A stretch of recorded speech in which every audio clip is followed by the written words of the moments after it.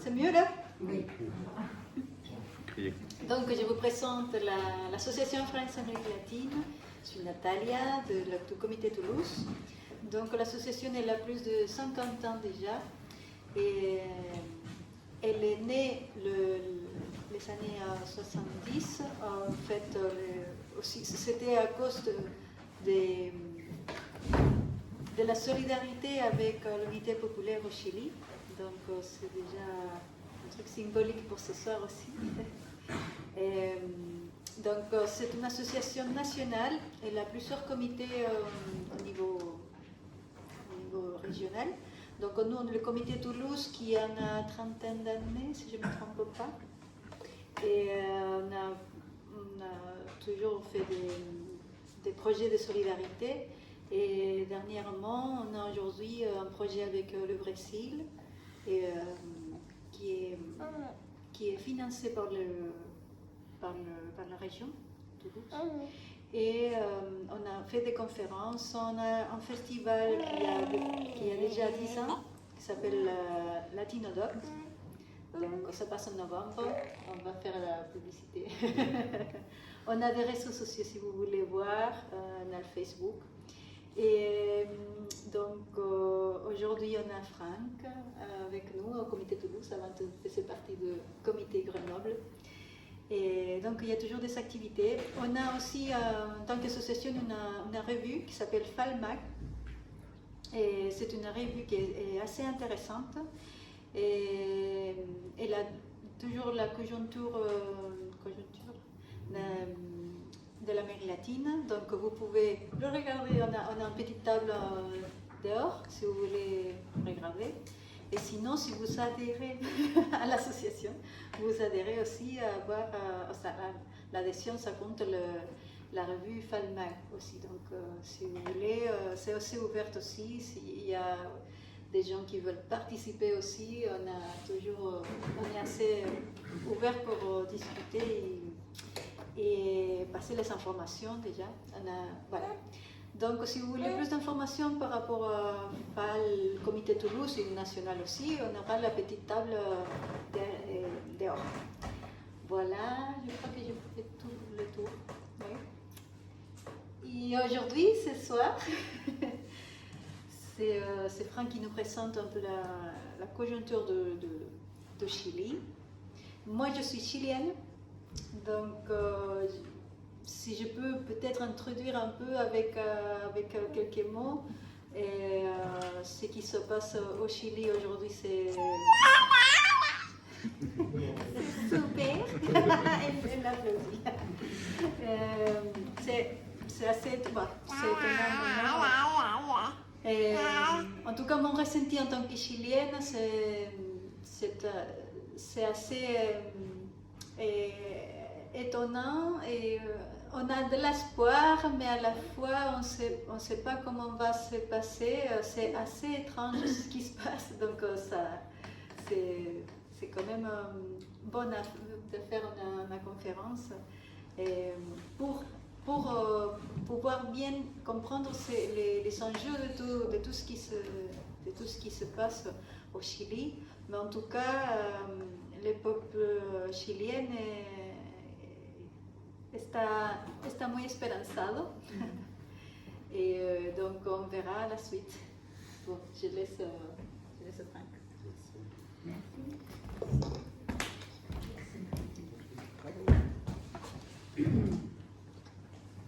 Comment ça se passe sur les champs?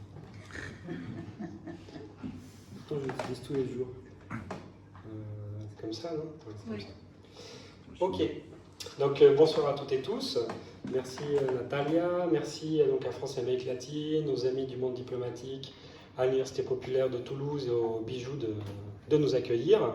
Et en fait, le prétexte de ce soir, c'était un échange qu'on avait eu avec l'Université populaire et les amis du monde diplo, suite à un assez long article que j'ai publié en janvier dans le monde diplomatique pour essayer de faire une sorte de bilan de qu'est-ce qui se passait après l'élection du gouvernement Boric.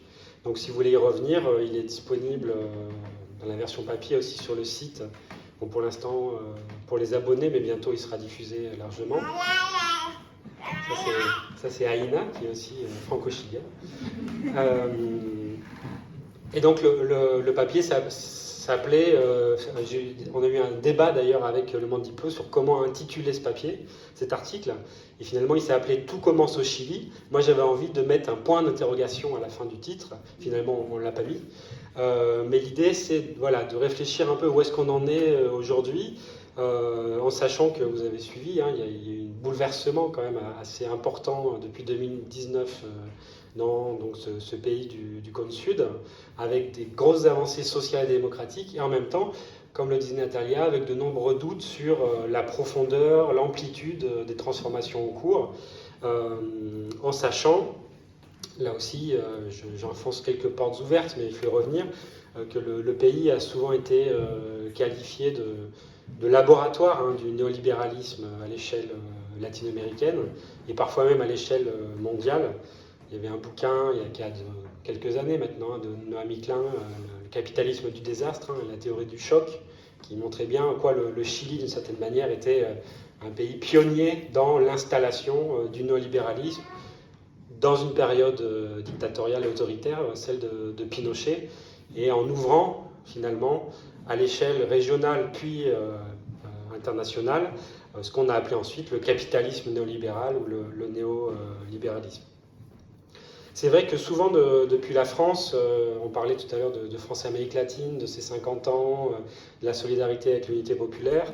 Le Chili, ici, pas mal, disons, dans la gauche française, pour aller vite, résonne souvent avec les images d'Allende, de la voie chilienne au socialisme, de la solidarité ensuite face à la répression, au terrorisme d'État sous Pinochet, l'accueil aussi des exilés politiques chiliens. Donc le pays résonne finalement, en particulier dans les espaces de la gauche sociale et politique en France. Et d'une certaine manière, le pays aussi représente ce virage brutal de la tentative de rompre avec le capitalisme, avec l'impérialisme, de mener une voie chilienne au socialisme, qui se voulait démocratique, non armée, avec les 16 ans de dictature qui ont transformé le pays radicalement. Et à partir de 89-90, donc une sortie du régime autoritaire. Certains ont parlé de démocratisation ou de transition démocratique, mais une sortie qui s'est faite au prix lourd, on pourrait dire de cette manière-là, puisque voilà, tous les héritages continuent à peser sur la société chilienne. Alors, bon, moi, mon idée, je vais déjà essayer de ne pas être trop long, donc je vais me mesurer, sinon ça risque d'être très long. C'est pas de revenir en détail sur l'histoire, mais plutôt sur la dernière période.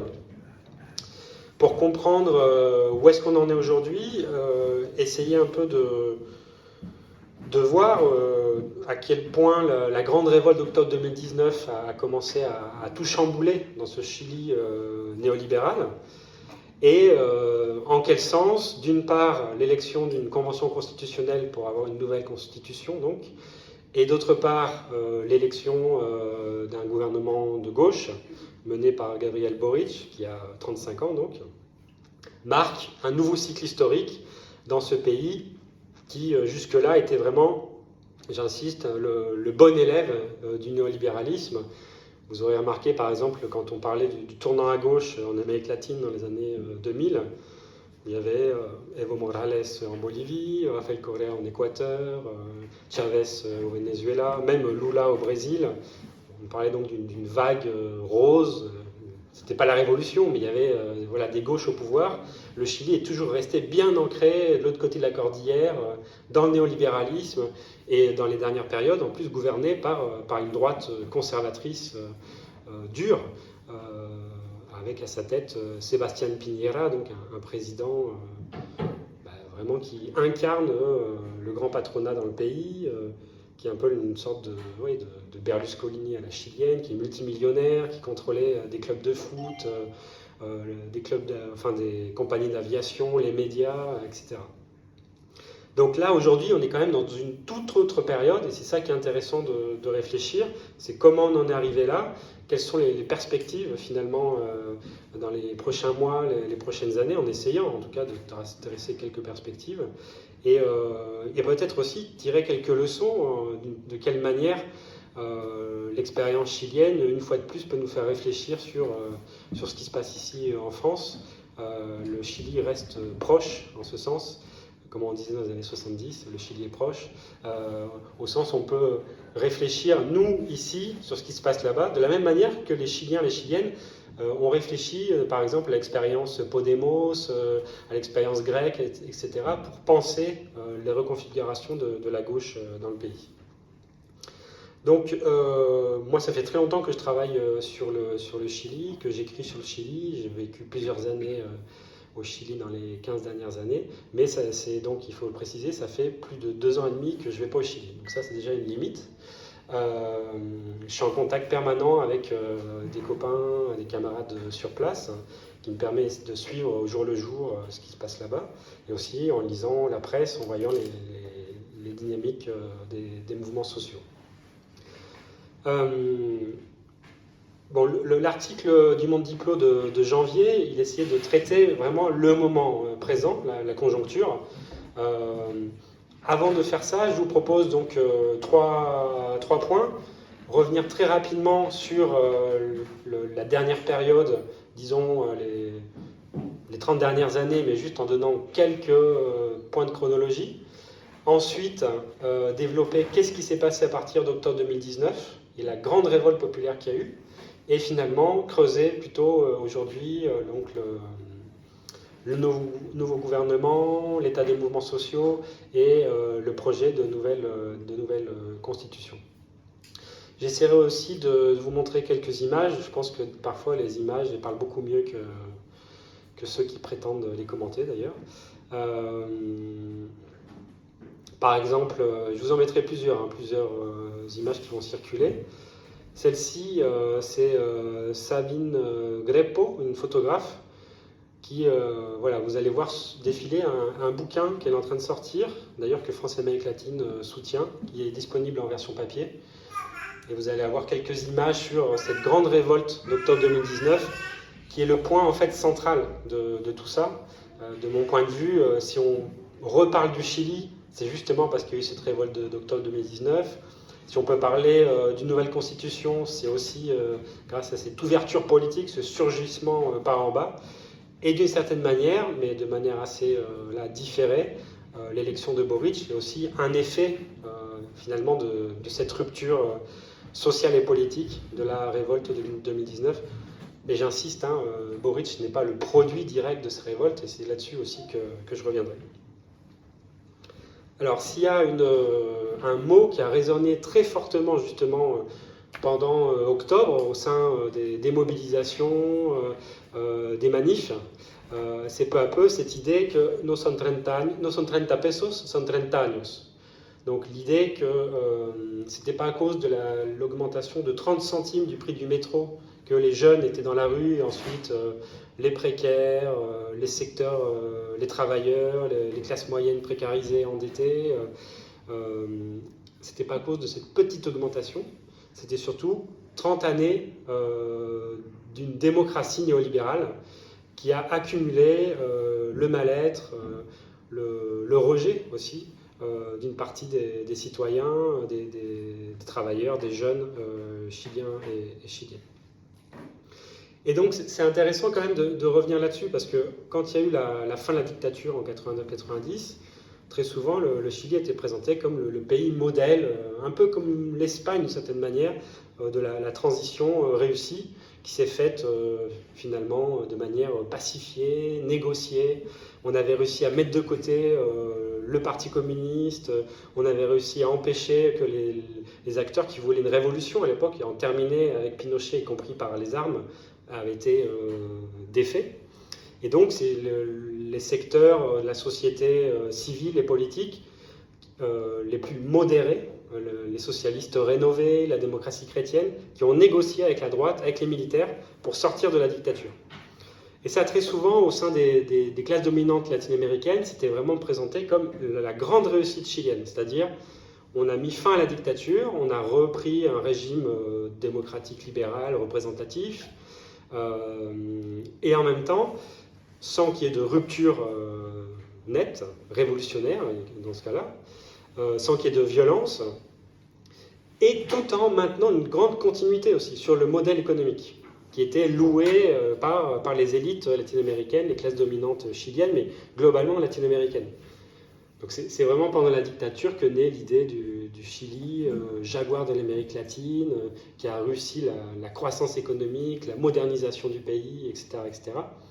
Toujours en mettant sous le tapis les profondes inégalités sociales, la violence de classe très forte qu'il y a au Chili, les inégalités territoriales, les inégalités raciales, l'oppression du peuple mapuche, notamment dans le sud du pays, les inégalités de genre, on pourra y revenir aussi, c'est pour ça qu'il y a un grand mouvement féministe, vous avez quelques images ici. Et donc cette démocratie qui s'installe néolibérale, c'est vrai, elle crée de la croissance économique, de la croissance macroéconomique, des exportations, des échanges commerciaux. La concertation qui arrive au pouvoir dans ces années-là, c'est une coalition centre-gauche, centre-droit, entre les socialistes et la démocratie chrétienne. Ils vont gouverner le pays pendant 20 ans, 90-2010, et ils vont dire, finalement, on a réussi à corriger les effets les plus négatifs du modèle néolibéral. C'est la grande idée du néolibéralisme corrigé. En gros, que le Chili, certes, aurait continué le modèle imposé à feu et à sang sous Pinochet, mais en corrigeant les effets les plus négatifs de leur point de vue. Et c'est vrai que pendant ces 20 années, la pauvreté, par exemple, a été divisée par 2 dans le pays. Donc il y a une baisse continue, selon les indicateurs assez contestables d'ailleurs, de l'extrême pauvreté, mais sans que ça remette en cause les profondes inégalités et aussi la destruction environnementale de toute une partie du Chili, ce qu'on appelle les zones de sacrifice. C'est des territoires entiers qui sont sacrifiés finalement à un modèle macro-exportateur autour, donc, vous le savez sûrement, c'est un grand pays minier, le cuivre et aujourd'hui en particulier le lithium, l'exportation de saumon d'élevage, qui est une catastrophe pour la mer chilienne, le bois, eucalyptus, pin, qui a envahi tout le sud du pays pendant la dictature, mais aussi qui a été renforcé pendant les années de la concertation démocratique. Souvent des terres qui ont été usurpées d'ailleurs au peuple mapuche, avec des conséquences environnementales complètement catastrophiques. Vous le savez sûrement, l'eucalyptus, ça acidifie les sols, ça épuise les nappes hydriques, phréatiques. Et tout ce modèle centré, évidemment, l'agro-industrie, vous buvez parfois du vin chilien sûrement, des avocats chiliens, etc., qui sont tous destinés à l'exportation. Et c'est ce modèle-là qui crée de la croissance, mais une croissance profondément inégalitaire et profonde destructrice de l'environnement. Et ça s'est accumulé pendant 30 ans, aussi dans une société qui a été complètement néolibéralisée. Et ça, c'est certain. Certains auteurs parlent de l'installation d'un néolibéralisme qui est aussi culturel, qui est intégré dans la vie quotidienne de chacun. Ce n'est pas seulement un modèle économique, en fait. C'est une société qui a été néolibéralisée, individualisée, fragmentée. Les classes sociales ont été pulvérisées, les solidarités aussi. Même si c'est souvent grâce aux solidarités, malgré tout, que le tissu social continue à fonctionner. Il y a des bons travaux là-dessus aussi. Et donc, bon, ces 30 années, finalement, elles ont accumulé, comme on dit au Chili, du malestar, un mal-être néolibéral, face aux inégalités, à la précarisation de la vie en général, du travail, des études, puisque le système d'éducation est largement privatisé ou marchandisé. Il a été aussi municipalisé dans les derniers jours de la dictature. Là, je vais vous mettre des murales, c'est-à-dire des graffitis, des peintures murales que j'avais photographiées quand j'étais, au moment juste après la révolte d'octobre, j'étais au Chili et toute la ville, encore aujourd'hui, était pleine d'expressions artivistes et artistiques. Donc là, vous en avez quelques-unes qui passent. Et donc, voilà, tout ce néolibéralisme avancé, ce néolibéralisme radical, fait de précarisation du travail, de sacrifice des territoires et de la nature, d'endettement généralisé, de consommation aussi, parfois complètement folle. Tiens, ça c'est mon fils. eh bien, on va avoir une accumulation des conflits, parfois partiels, mais de plus en plus vastes. On va avoir aussi l'accumulation de la rage au sein de la jeunesse en particulier, celle qui n'a pas vécu la dictature et qui va être vraiment au centre de la réactivation de l'autre Chili qui est en train d'essayer de naître depuis 2019. Cette jeunesse qui n'a pas vécu déjà le terrorisme d'État, comme ses parents, et qui veut en finir avec l'héritage de Pinochet, pour le dire un peu de manière générale. Et donc l'héritage de Pinochet, c'est le modèle économique, c'est aussi la destruction de l'environnement, mais c'est plus globalement le fonctionnement de l'éducation, de la santé, du système de pension, des retraites, les fonds de pension qui sont aux mains entièrement privatisés, aux mains de grands groupes au Chili. Ça aussi, c'est un héritage de la dictature.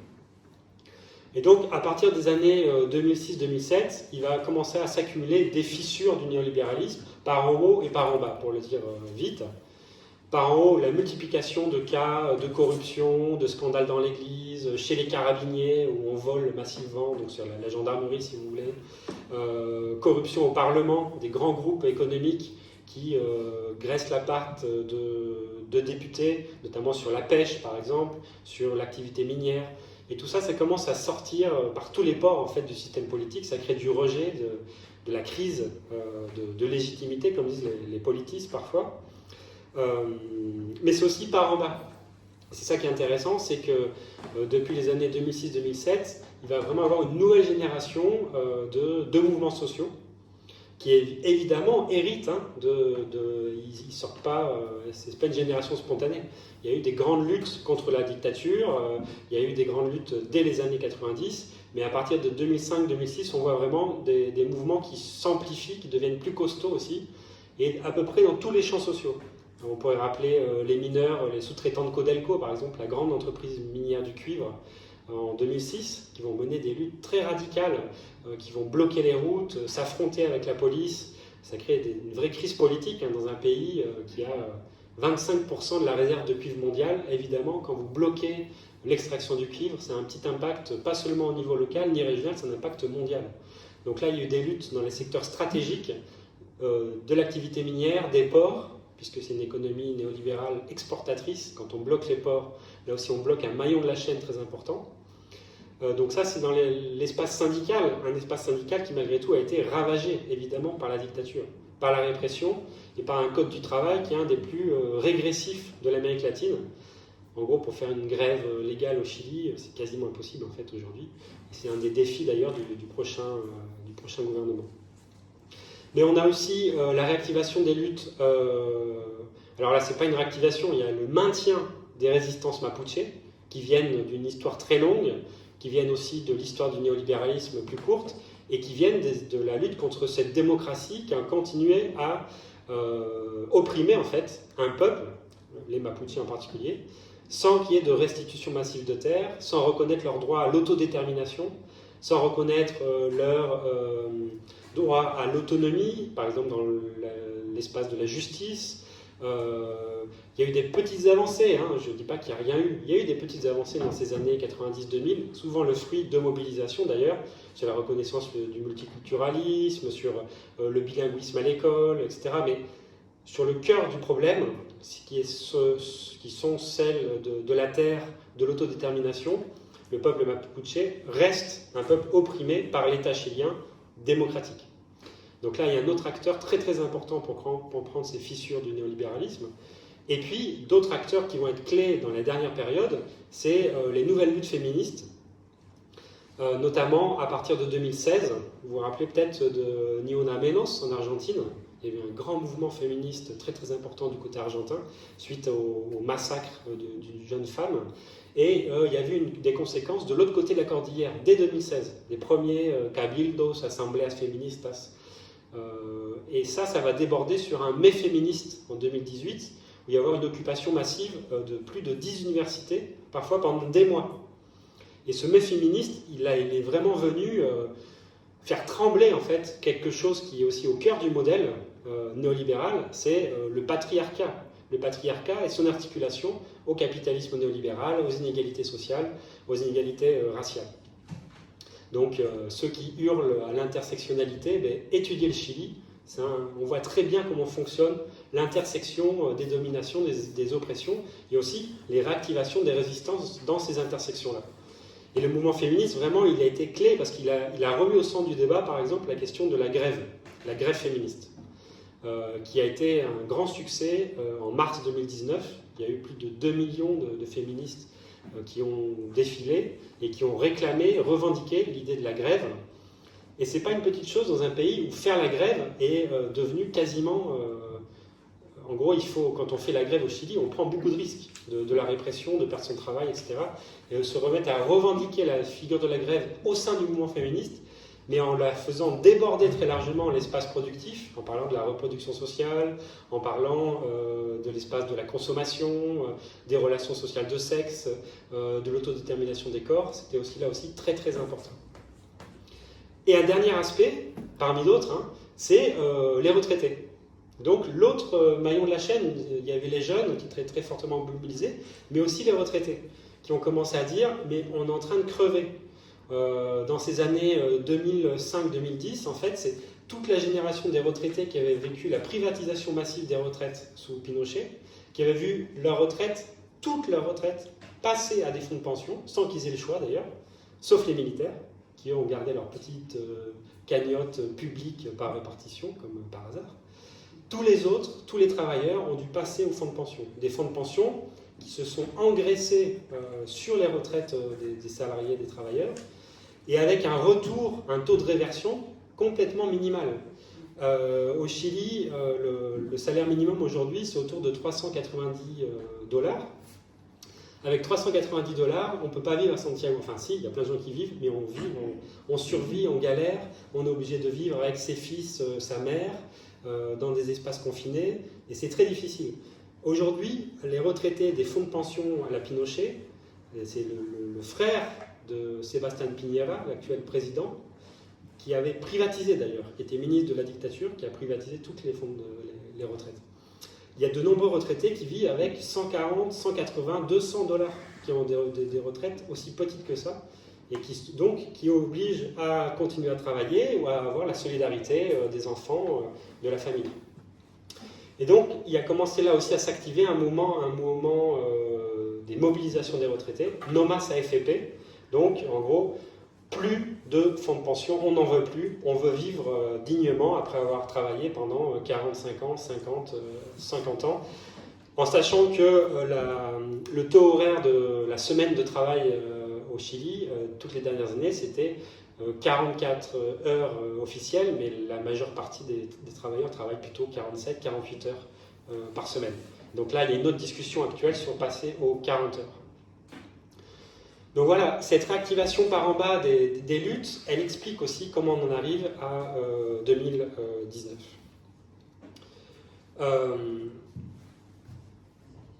On peut dire que la grande surprise d'octobre 2019, c'est que ça a explosé dans tous les sens. Ça a surpris tout le monde, à commencer par la gauche, à commencer par les centrales syndicales, par une partie des mouvements finalement installés dans le mouvement social organisé.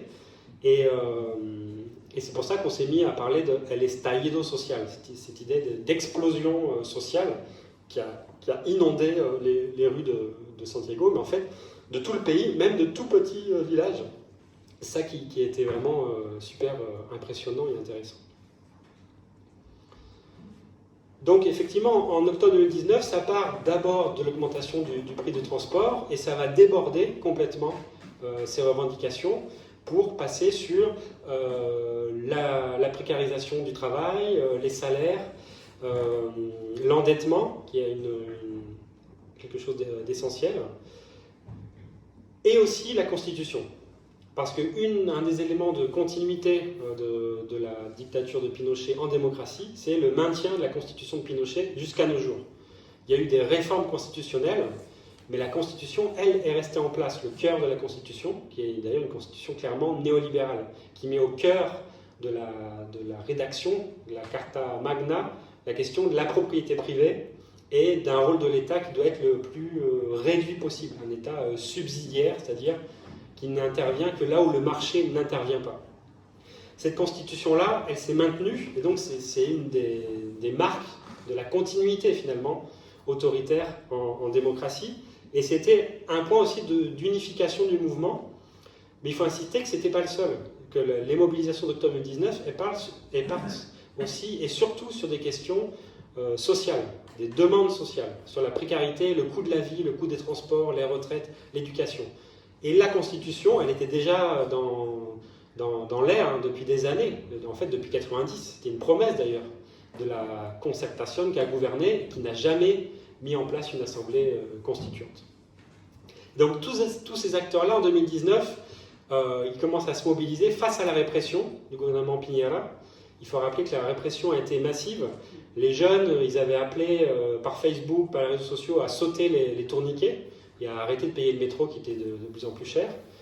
Et face à la massivité du mouvement très rapidement, la réponse de Piñera, de la droite au pouvoir, c'était la répression. Et une répression qui a vraiment été importante. Il faut parler de 5500 personnes détenues en un mois, hein, 36 morts, 2000 blessés, dont certains très graves, plus de 450 mutilés oculaires, 2 personnes vont perdre la vue complètement, les 2 yeux. Mise en place d'un état d'exception, pas seulement à Santiago, dans plusieurs régions du pays.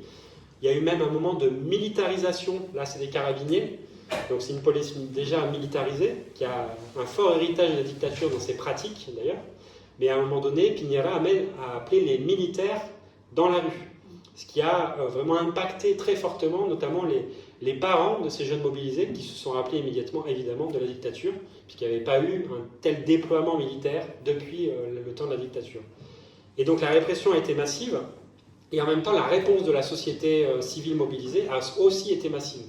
On a assisté à la fin octobre et au début novembre aux plus grandes mobilisations de l'histoire du Chili, en nombre de personnes mobilisées.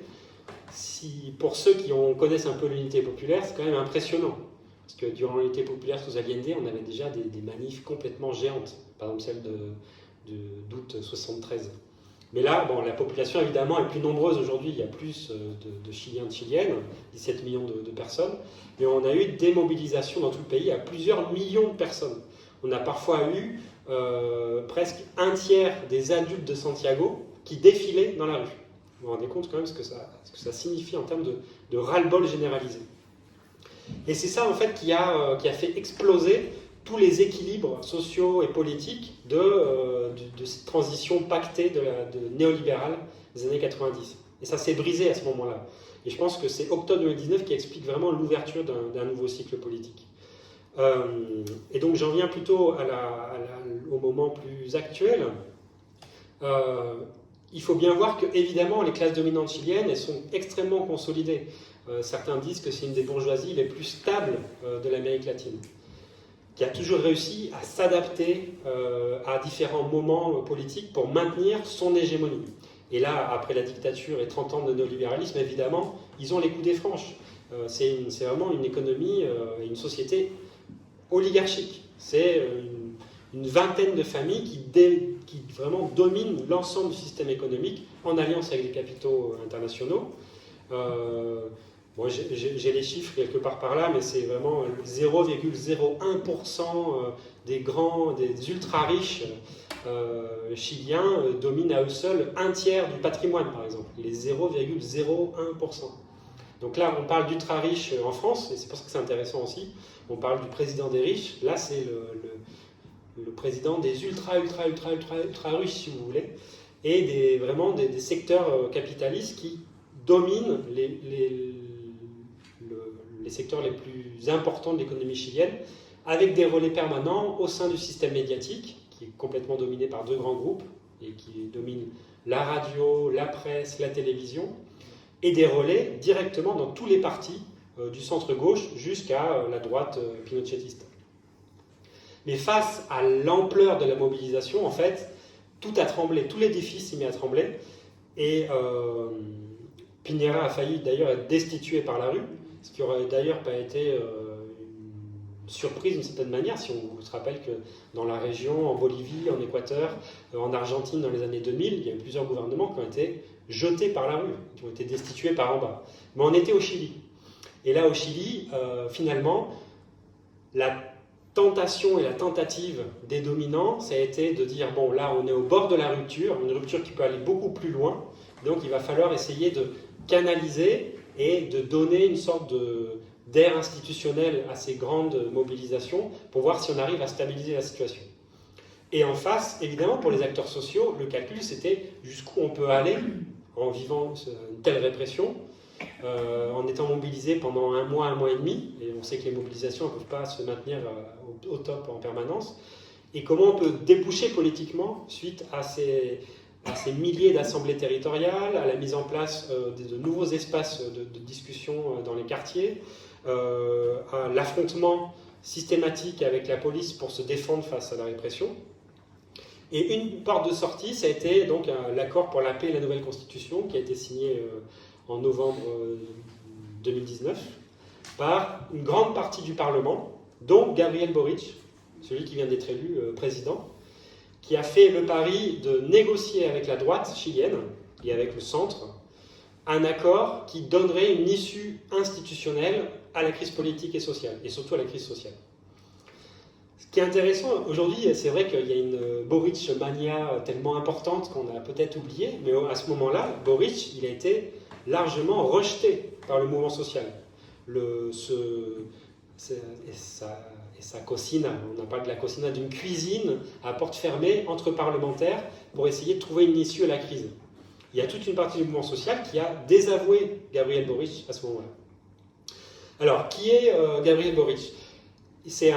Donc aujourd'hui il a 35 ans, il est vraiment issu des grandes luttes étudiantes des années 2011 et de la création d'une ce qu'on a appelé une nouvelle gauche au Chili, qui a essayé de construire entre la vieille concertation, qui a gouverné le pays pendant 20 ans, et le Parti communiste, qui est un acteur politique très important au Chili, historique, qui a gouverné avec Allende, qui a participé à la résistance à Pinochet, et qui depuis les années 90 était plutôt bas en termes électoraux, mais toujours présent au plan syndical, dans les mouvements sociaux, etc. Autour de Gabriel Boric, il y a une tentative donc, de cette nouvelle génération de syndicalistes étudiants de construire une troisième force, d'une certaine manière, à gauche, autour de ce qui s'appelait la Izquierda Autónoma. Bon, je ne rentre pas dans les détails, mais on pourra en parler tout à l'heure si vous voulez, qui a essayé de comprendre le nouveau mouvement politique et d'une certaine manière, ils ont quand même bien senti ce moment, puisque, un peu à l'instar de Podemos en Espagne, en quelques années, cet espace politique-là a réussi à construire une nouvelle force qui s'appelait finalement le Frente Amplio, donc le Front Large, a réussi à avoir plusieurs députés qui sont passés directement du syndicalisme étudiant au Parlement. Vraiment, on parle de quelques années. Hein. Le Frente Amplio, il est créé en 2016, le mouvement étudiant c'est en 2011, et à peine 2 ans plus tard, Boric est élu député, mais aussi George Jackson, qui est aujourd'hui le bras droit du futur gouvernement Boric. Il y avait aussi des militants et militantes communistes, comme vous avez peut-être entendu parler, Camilla Vallejo, qui est une figure importante du mouvement étudiant de ces années-là, et d'autres. Donc il y a une nouvelle génération qui passe de la rue au Parlement en quelques années. Et notamment ceux qui vont construire ce Frente Amplio. Et c'est ce Frente Amplio qui vient de gagner en coalition avec le Parti communiste le gouvernement du Chili. Donc, pour résumer, on parle vraiment d'une accélération des temporalités politiques institutionnelles qui sont quand même assez impressionnantes. Une organisation qui n'existait pas encore en 2016, aujourd'hui, est à la tête de l'État chilien, dans un pays ultra néolibéral où les classes dominantes sont effectivement très consolidées. Donc, de ce point de vue-là, aussi regarder vers le Chili, c'est quand même très intéressant à mon avis, en tout cas pour ceux qui pensent à gauche et qui pensent les alternatives au néolibéralisme. On verra bien entendu que c'est un peu plus compliqué que ça et que pour l'instant on n'est pas encore dans le cadre d'une alternative réelle au néolibéralisme. Ça va être très très compliqué cette histoire. Donc d'une certaine manière le pari de Boric de négocier avec la droite dure, de dire on va faire un accord au Parlement qui ouvre la porte à quoi ? D'une part, éviter la destitution de Piñera. Évidemment pour la droite c'était ça le défi en novembre 2019, tout faire pour éviter une crise majeure du gouvernement. Et en échange, permettre d'aller vers une nouvelle constitution. Et donc ça s'appelle « Pour la paix sociale et une nouvelle constitution ». Le titre est limpide en fait. Donc essayer de calmer la rue et en même temps gagner un nouvel espace constitutionnel, c'était un peu le deal du moment. si Boric a paru dans un premier temps comme désavoué par la rue, finalement son pari politique, si on regarde depuis aujourd'hui, en termes institutionnels, il est complètement réussi, ça fait aucun doute. Il y a une convention constitutionnelle qui est en cours, qui a été élue, et il vient de gagner les élections présidentielles. Donc là, les jeux de, comment ça s'appelle, Game of Thrones, c'est assez impressionnant. Et évidemment, il y a pas mal d'analystes qui font la comparaison avec Pablo Iglesias, Íñigo Errejón et l'expérience Podemos en Espagne. Même si au sein du Frente Amplio, il n'y a qu'une petite minorité qui rêve du populisme de gauche version Podemos, et le Frente Amplio est très hétérogène dans ses influences politiques. C'est une sorte de front de petites organisations, en partie issues du mouvement étudiant. La grande question de 2019, il y a certains auteurs qui ont dit on a eu l'impression de gagner alors qu'on était en train de perdre. Donc il y a une partie du mouvement social, de la gauche radicale, de la gauche anticapitaliste, qui est plutôt minoritaire, très divisée au Chili, disons l'espace à gauche du Parti communiste. Il y a plein de petits courants, trotskistes, guevaristes, qui se revendiquent aussi du MIR chilien, le mouvement de la gauche révolutionnaire, mais qui sont très petits, très fragmentés, très divisés. Et au sein des mouvements sociaux qui ont dit, effectivement, on s'ouvre un nouveau cycle politique, mais on a perdu parce qu'ils ont réussi à canaliser d'une certaine manière les luttes. Ça, c'est une des interprétations. Et évidemment, dessus est arrivée la pandémie, et là, c'était beaucoup plus difficile de se mobiliser. Et la répression a continué. Il faut parler notamment de ce qui sont nommés les prisonniers politiques de la révolte chilienne, qui à un moment donné ont été des centaines, peut-être jusqu'à 2500, donc, qui ont été arrêtés pendant la révolte d'octobre et qui ont été mis en prison, sans jugement pour une grande partie d'entre eux. Aujourd'hui, il reste quelques dizaines de personnes, plus de 2 ans, plus de 2 ans et demi après. Donc le coût social est très fort. En même temps, donc, c'est ouvert un nouveau mouvement politique au Chili. A été élue une convention constitutionnelle. Je peux vous montrer, par exemple, cette nouvelle convention constitutionnelle. Où est-ce qu'elle est ?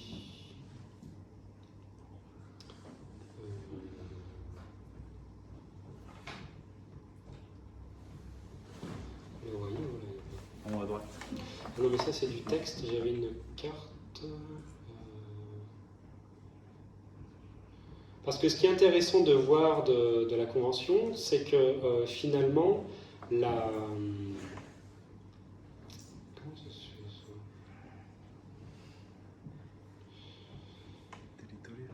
On peut dire qu'il y a une traduction dans les urnes de la révolte sociale d'octobre. Et il y a une entrée massive des indépendants. Et ça, c'est quand même assez impressionnant à quel point les indépendants sont rentrés dans la Convention. Ah non, ça doit être là. Voilà, c'est ça. Bon, les couleurs ne vous diront pas grand-chose, mais en mai 2020, il y a eu donc, après avoir eu un référendum pour ou contre une nouvelle constitution, il y a eu un vote massif pour une nouvelle constitution. Donc déjà, c'était valider l'idée, on va en finir avec la constitution de Pinochet. Et c'était à plus de 80%. Et ensuite, il y a eu une élection au suffrage universel direct pour élire des députés constituants. Dans la négociation de Boric et de la droite, pour le dire vite, là où la droite a essayé de négocier, c'est de dire on va essayer de préparer, ce ne sera pas une assemblée constituante complètement souveraine, on va dicter un certain nombre de règles préalables, c'est pour ça qu'on va parler de convention constitutionnelle, ce n'est pas une vraie assemblée constituante souveraine. Et parmi elles, imposer la règle des 2 tiers.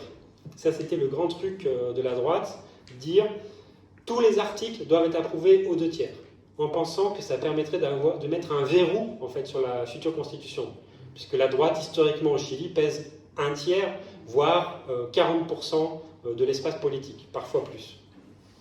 Donc ils se sont dit, si on a ce verrou-là, on va pouvoir bloquer tous les articles qui puissent nous embêter, notamment, évidemment, des choses clés comme la nationalisation possible des ressources naturelles, reprendre le contrôle du lithium et du cuivre, ou alors autodétermination du peuple mapuche, ou alors mettre fin à la privatisation de l'eau au Chili, qui est massive, etc., etc.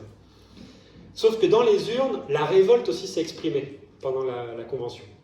Et donc, il y a un grand nombre d'indépendants qui ont surgi, qui sont apparus en dehors de tous les partis, et qui sont venus déplacer les partis traditionnels. Et donc, ça a comment on dit ça a coincé dans un coin les secteurs les plus conservateurs. Vamos por Chile, donc ça c'est le bleu, c'est la droite dure et traditionnelle, libérale ou conservatrice. Ensuite, ça c'est l'ancienne concertation, c'est les partis traditionnels du centre-gauche et du centre. Et là, vous avez Apruebo Dignidad, où vous allez retrouver la coalition qui vient de gagner la présidentielle aujourd'hui. Et donc, il y a une coalition entre le Parti communiste et ce qui est le Front large. Vous avez plusieurs petites organisations, certaines plutôt très à gauche, d'autres plutôt vraiment au centre, plutôt social-libéral même. Il y a même le Parti libéral dedans. Et là, en violet et en, disons, je sais pas, vert, ce sont tous les indépendants qui sont rentrés et qui souvent sont issus des luttes d'octobre.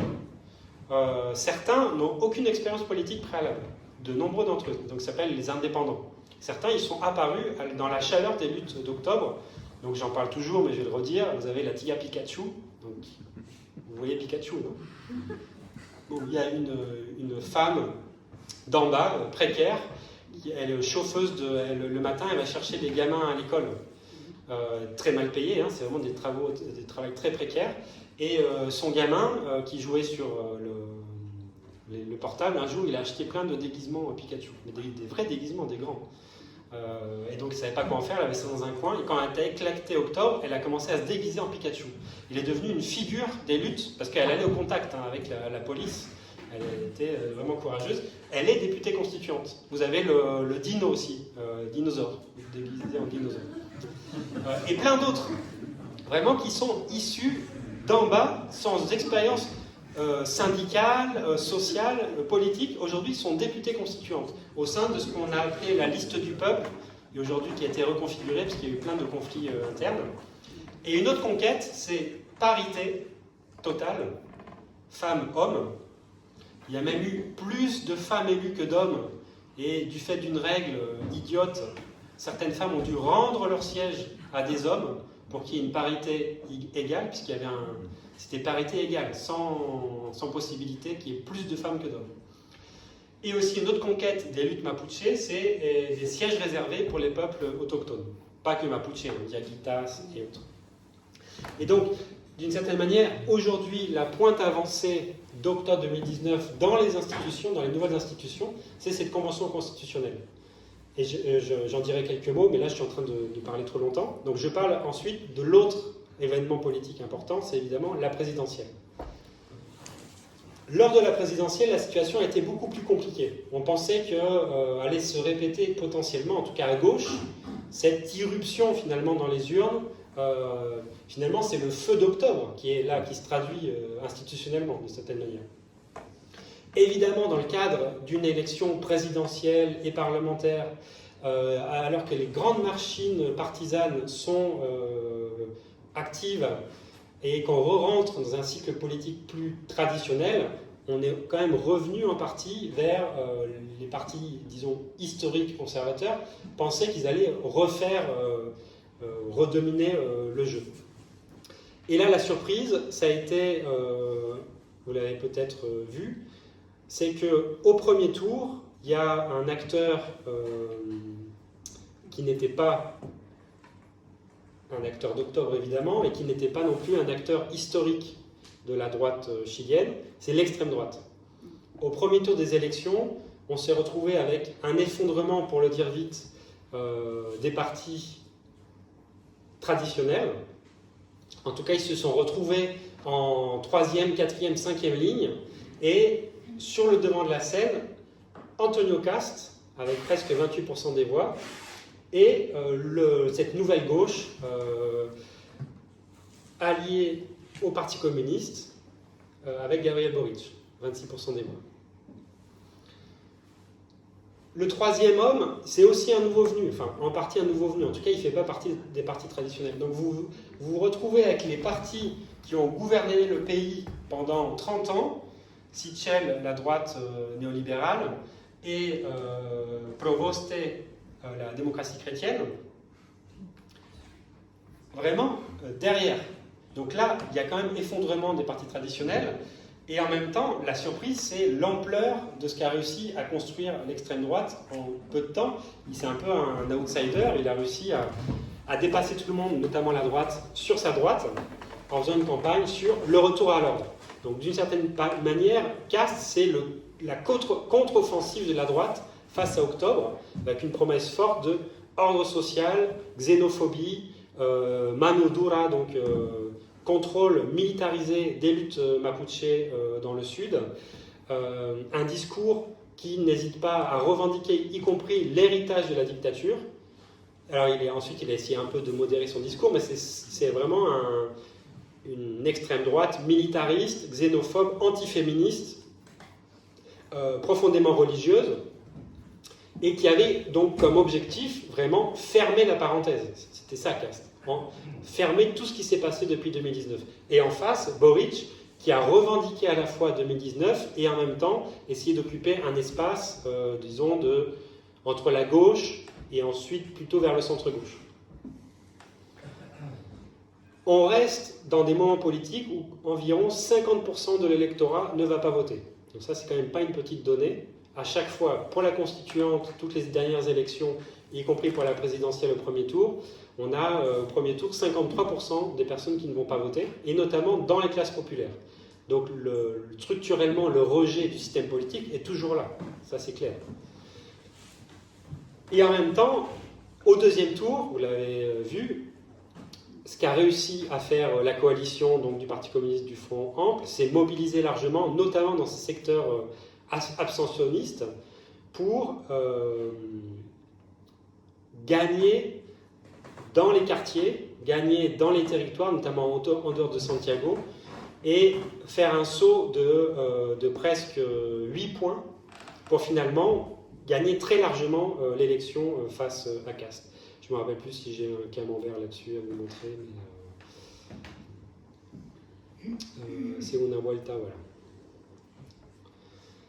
Donc la coalition, c'est un pari gagné, puisque d'une part, elle met de côté ce qui était la concertation, les partis historiques du centre-gauche. Elle gagne la présidentielle sans eux, et même contre eux au premier tour. Donc elle construit autour du PC et du Front large. Et en même temps, elle défait l'extrême droite.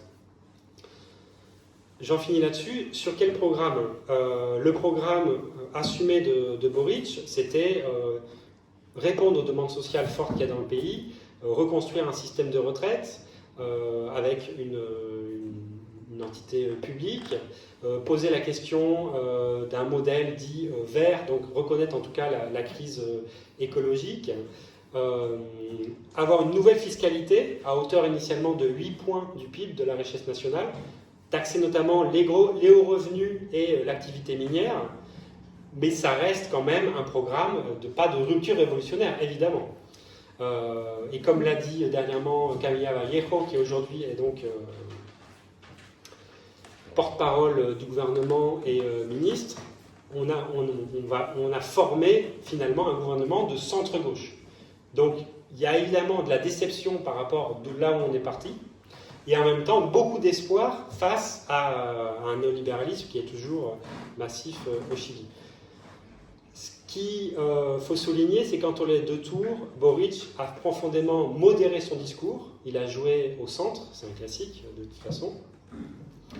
Il a même modéré son programme de fiscalité. Il est passé de 8 points à 5 points du PIB. Il a donné des garanties très fortes au patronat, au marché. Et la confection, donc là vous n'allez rien y voir, mais la confection du gouvernement, elle est vraiment le produit d'un nouveau compromis avec l'ancienne concertation. Donc cette concertation néolibérale qui a gouverné le pays pendant 20 ans, elle vient de re-rentrer aux forces au gouvernement. Et à des postes clés, notamment, le ministère du budget, il est aux mains d'un libéral ou néolibéral, qui était président de la Banque du Chili, de la Banque, de la Banque nationale. Le Parti socialiste re-rentre aussi au gouvernement avec des postes clés. Et on a aussi d'anciens petits partis de la concertation, le PPD, les radicaux, à l'exception des démocrates chrétiens qui, eux, sont restés en dehors. Donc Boric a rompu la concertation, mais en faisant venir à lui vraiment des partis qui, jusque-là, ont géré le néolibéralisme. Et en même temps, en jouant aussi sur son aile gauche, puisque le Parti communiste a aussi, mais seulement 2 ministères. Un qui est clé, celui de Camilla Vallejo, qui est porte-parole, et l'autre, Ciencia, non. C'est quoi déjà? Comment? C'est pas l'agriculture. Jeannette... Non, le travail aussi, avec le Parti communiste. Mais donc là, on se retrouve à une sorte de compromis d'entre-deux. Une des explications de tout ça, c'est la coalition est minoritaire et très minoritaire au Parlement. Ils n'ont que 37 députés sur plus de 155. Donc, qu'a fait Boric? Il a intégré ses futurs alliés au Parlement, il essaie de les intégrer, le PS, le PPD, etc. Et malgré ça, il n'aura pas les majorités, et encore moins au Sénat. Et donc, c'était un programme initialement, disons, de reconstruction de social-démocrates, en répondant à l'urgence sociale sur l'éducation, la santé et les retraites. Entre les deux tours, il a modéré son discours. En faisant le gouvernement, il vient de faire rentrer des forces qui sont jusque-là assez conservatrices finalement, qui ne veulent pas de transformation radicale. Et en plus, il a un problème institutionnel clé, c'est qu'il n'a pas de majorité au Parlement. Tout ça pour dire que ça va être très très compliqué, ça c'est le Parlement. Après Dignidad, vous voyez, c'est le rouge. Donc il faut qu'il arrive à mettre une coalition très très large pour faire passer certaines de ces réformes. Autant vous dire que la bourgeoisie chilienne qui contrôle toute une partie de ces partis-là, ils vont évidemment tout faire pour empêcher une réforme fiscale un peu audacieuse, empêcher l'idée par exemple qu'il avait d'avoir une entreprise publique du lithium. C'est un des grands défis du moment. Ça pose aussi la question de qu'est-ce qui va se passer avec le peuple mapuche. Là, il vient de nommer chef de cabinet un de ses amis des luttes étudiantes qui lui a toujours pris des positions quand même assez courageuses sur la question mapuche, en parlant d'autodétermination, restitution des terres. Mais en même temps, il va devoir gérer les forces armées, les carabiniers, etc. De l'autre côté, la question qui est posée, est-ce qu'on est face à comme disent certains, un nouveau compromis 2.0, donc ce serait plus celui de 90 au sortir de la dictature, mais celui post-octobre 2019, où on va voir se reformer un centre-gauche, plus à gauche évidemment, avec des promesses de réforme, mais qui va venir plus gérer le système en place, plutôt qu'essayer de le transformer, avec des freins institutionnels très forts. Et d'autre part, quel défi pour la Convention constitutionnelle, qui est en train d'avancer des réformes vraiment très intéressantes, on pourrait en parler dans le débat, mais là, il vient d'avoir voté en commission des propositions qui décoiffent pour le Chili, État plurinational, système unicaméral, on ferme le Sénat, carrément, autodétermination du peuple mapuche, certains parlent de nationalisation des ressources naturelles. Donc voilà, il y a des choses qui sont en discussion très importantes à la Convention constitutionnelle. Et en face, le rôle des mouvements sociaux, la possibilité de réactiver une unité par en bas, pas seulement pour pousser le gouvernement, même pour dénoncer les limites et avancer en termes démocratiques et sociaux. C'est ça le défi qui est ouvert aujourd'hui. Bon, j'ai été un peu long, je m'en excuse, et je reste à votre disposition s'il y a des questions ou des interventions.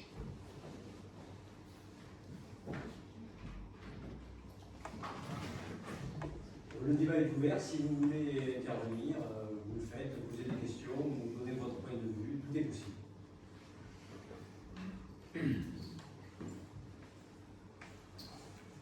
Oui, bonsoir. Bonsoir, monsieur Massy, c'était très intéressant. J'avais plusieurs questions, des précisions qui, votre avis sur le futur de cette gauche-là, un peu diluée, quoi. Vous disiez au début que la pauvreté elle était divisée par deux. Vous disiez c'est contestable.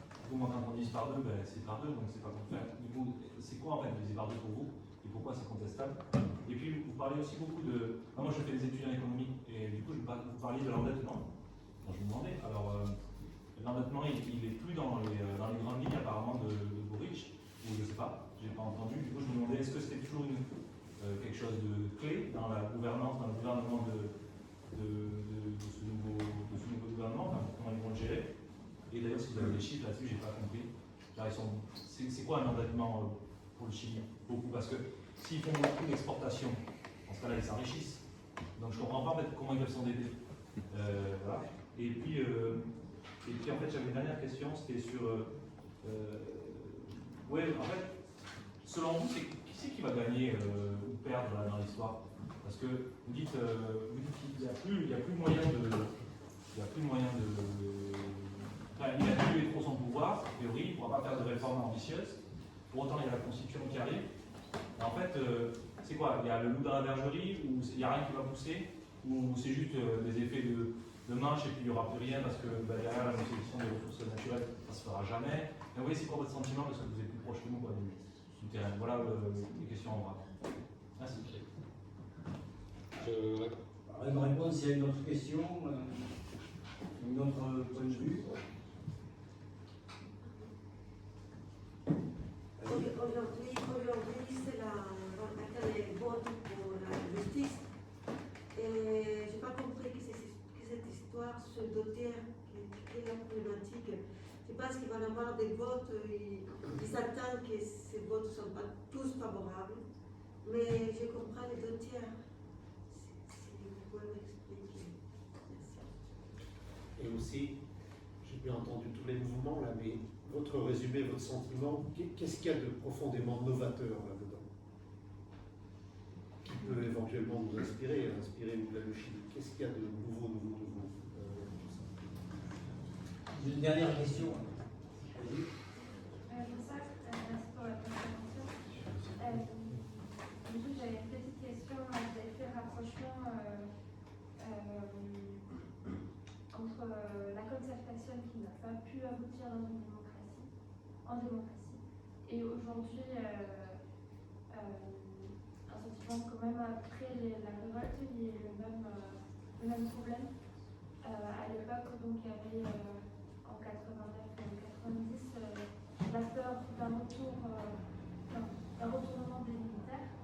Et aujourd'hui, qu'est-ce que là la droite, comment on échange pour encore imposer après autant de révoltes sa politique et sa constitution au final. Ok, merci. Ah oui, sur la pauvreté divisée par deux, oui, elle est divisée par deux selon les chiffres officiels, sauf qu'il y a un gros débat sur comment on mesure la pauvreté. C'est quoi, c'est $1, le seuil c'est $1 par jour par personne? Oui, au Chili c'est ça en général. Donc indigence, $1, $2 pauvreté. Et bon, maintenant c'est très connu, mais évidemment la pauvreté c'est bien plus complexe que ça. Et donc il y a pas mal de sociologues ou d'économistes d'ailleurs qui tendent à questionner les indices officiels et donc le grand récit du néolibéralisme corrigé de la concertation est remis en cause par certaines statistiques qui sont... Voilà, c'est ça que je voulais dire. Il n'y a pas l'INSEE en fait, c'est ça que vous dites? Si, non, l'État chilien est un État très organisé. Hein. Si, ils ont un réseau statistique assez avancé, transparent, etc. Mais donc il y a les économistes qui discutent la mesure de la pauvreté. Et sur l'endettement, en fait, oui, je n'ai pas précisé, je parlais d'endettement privé des familles, parce que l'endettement extérieur, l'endettement public chilien est très bas, comme grand pays exportateur néolibéral, mais par contre, c'est un endettement privé très très haut. Il ne passe pas surtout des entreprises, des familles, du fait que l'éducation est très très chère au Chili. En parité de pouvoir d'achat, c'est une des plus chères de l'hémisphère, et une des plus chères au monde, parfois sur les calculs devant les États-Unis. Et donc, pour avoir un diplôme, en fait, on s'endette sur 20-30 ans. Donc, ce n'est pas une maison qu'on achète, c'est un diplôme. Et voilà, c'est ce taux d'endettement privé qui est très très fort et qui est au cœur du mal-être néolibéral. Il y a un très bon bouquin de Thomas Mullian, El Consumo me consume. Thomas Moulian qui a beaucoup écrit sur cette question un peu comme Lerluzzo, non, l'homme endetté, l'homme néolibéral, c'est un homme endetté. Et donc au Chili, on voit comment ça fonctionne. Le loup est dans la bergerie, je ne me rappelle plus, mais oui, enfin, ce que j'essayais de montrer, mais c'est un peu bref, la présentation, c'est qu'on reste, malgré l'impact des mobilisations, de la rupture d'octobre 2019, de l'apparition de nouvelles forces politiques, de ces auto-organisations par en bas dans les assemblées, de l'ouverture d'un cycle constituant, de finalement une extrême droite qui a été défaite dans les urnes, avec mobilisation entre les deux tours, je ne l'ai pas dit d'ailleurs, j'en parle dans l'article du diplôme, mais ce qui est impressionnant, c'est que la victoire de Boric, elle se fait grâce aux femmes, aux jeunes et aux classes populaires. Et ça, là, on a les statistiques quartier par quartier. Des quartiers historiquement ascensionnistes comme la Pintana, par exemple, ou Puente Alto, entre les deux tours, ils ont bien compris qu'il y avait un danger immédiat, un danger de classe, en fait, pour eux. Et donc, ils ont été votés massivement. Mais quand on fait des enquêtes de terrain, apparemment, beaucoup ont été votés contre caste, plutôt que directement pour Boric. Donc, le défi, c'est comment transformer, en fait, ce vote contre caste en un vote, par exemple, de mobilisation, d'organisation. Et donc, la difficulté, elle est politique institutionnelle, elle est dans les limites même du programme, d'ailleurs, de la coalition. Le Parti communiste lui-même, d'ailleurs, n'a pas caché un certain mécontentement de voir revenir la vieille concertation dans le gouvernement, etc. Et en même temps, le loup, il est dans la bergerie, il est dehors aussi. C'est-à-dire, c'est la croissance très très forte d'une extrême droite. Si on voit la déclaration de Caste le soir du résultat, du second tour, tout le monde était étonné en disant « Ah, mais il est très bien ce monsieur ». Alors, je rigole, hein, mais il a fait une déclaration très posée, très polissée. Je reconnais l'élection de monsieur Boric, nous allons construire. Mais en fait, c'est ça.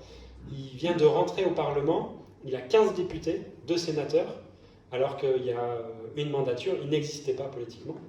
Et donc son idée, c'est on va construire un bolsonarisme à la chilienne, on va continuer à faire du travail culturel aussi, hein, dans les têtes, et essayer vraiment de construire une perspective Bolsonaro version Chili.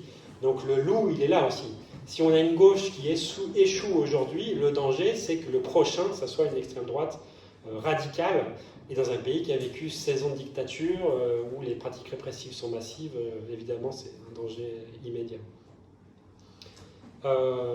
Donc le défi pour le mouvement social, le mouvement féministe, les dissidences sexuelles, les Mapuche, le syndicalisme, lutte de classe, il y en a, même s'il a été fortement réprimé, c'est dans cette situation-là, comment faire pour lutter contre la croissance de l'extrême droite et en même temps défendre un agenda qui déborde en fait les limites de la coalition gouvernementale, tout en accompagnant tout ce qui va aller dans le bon sens évidemment. Et au niveau de la Convention constitutionnelle, c'est un peu le même défi, même si d'une certaine manière, on voit que dans la dernière période, c'est la Convention qui avance 2 pas devant tout le monde, avec des propositions, notamment grâce aux mouvements sociaux, aux féministes qui sont dans l'Assemblée. Effectivement, cette semaine, c'était une semaine capitale, puisque donc après plus de 7 mois maintenant d'assemblée constituante, où il a fallu des mois déjà pour établir le règlement, pour établir la liste des commissions. Donc il y a 7 commissions sur le système politique, les principes constitutionnels, la forme de l'État, les droits fondamentaux, l'environnement, la justice et les connaissances. Ces commissions, elles se réunissent en permanence, elles votent des normes en interne, elles votent de manière générale et ensuite particulière. Et pour que ces normes discutées en commission deviennent ensuite la loi, des articles de la future Constitution, il faut qu'ils soient approuvés aux 2/3. Ça, c'est une des règles qui n'a pas été bougée. Même si dans la dernière semaine, il y a tout un débat, puisque la présidente de la Convention constitutionnelle, qui est issue des mouvements sociaux, a commencé à dire peut-être qu'on pourrait rediscuter ces 2/3, mais pas sur chaque article, mais sur le vote général. C'est-à-dire on fait un vote général et ensuite chaque article, on va les voter aux 2/3. Et donc la droite a fait des hauts cris en disant c'est le castro-chavisme qui va essayer de gagner la Convention constitutionnelle, etc., etc. Là, ce qu'il y a eu aujourd'hui, c'est par exemple la discussion sur le système de justice. Et ce qui est intéressant, pour la première fois au Chili, on va parler d'un système de justice au pluriel, qui reconnaîtrait la justice des peuples autochtones, comme ça existe en Bolivie, en Équateur, par exemple. Et pour un État ultra centralisé, unitaire comme le chilien, c'est une avancée réelle. Sur la forme de l'État, ça a été voté par la commission du système sur la forme de l'État, on passerait vers un État régionalisé, avec des assemblées régionales élues, ce qui n'existe pas du tout au Chili. Donc ça aussi, il y a une décentralisation du pouvoir qui peut être intéressante.